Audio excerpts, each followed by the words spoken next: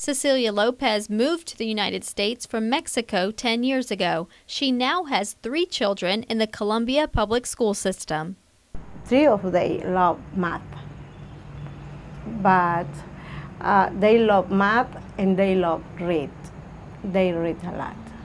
Cecilia's children and children whose parents are currently undocumented are able to attend public schools because of a Supreme Court decision that was rendered more than 30 years ago. Back in 1982, Plyler v. Doe was a landmark decision outlining the treatment of students who may have recently come to the U.S. with their parents from another country. Columbia attorney Lawrence Needle has practiced immigration law for more than 20 years.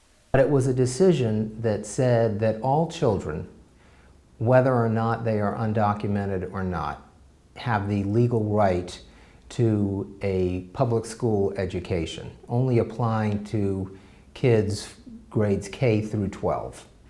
Plyler v. Doe laid the groundwork for how every public school across the country has to conduct themselves when it comes to children whose family's immigration status may be in question. They are entitled to that education, as I mentioned, regardless of their immigration status. And nor can a school administrator ask for proof of legal status before deciding whether to admit that student to that school. The only requirement is that they show proof of residence, for example. They have to reside in that district. Not only is every child entitled to a free public education, but they are also entitled to the same federal programs as every other student, things like free school breakfast and lunch programs. Once we have agreed to admit them, then they are to be treated the same as any other children.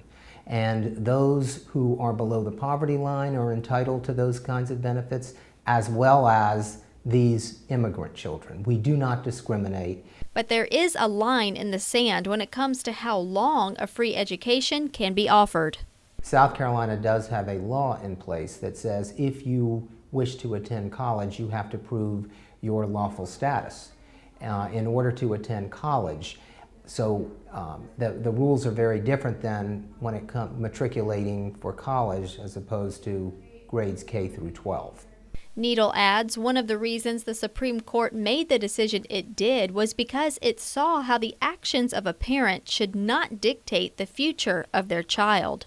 Essentially, the court said that there was no compelling state interest to deny these kids an education, basically saying they came over with parents or relatives at a very young age, so regardless of the reasons for their entry, the kids are not responsible for that. Why hold the kids responsible for the actions of their parents?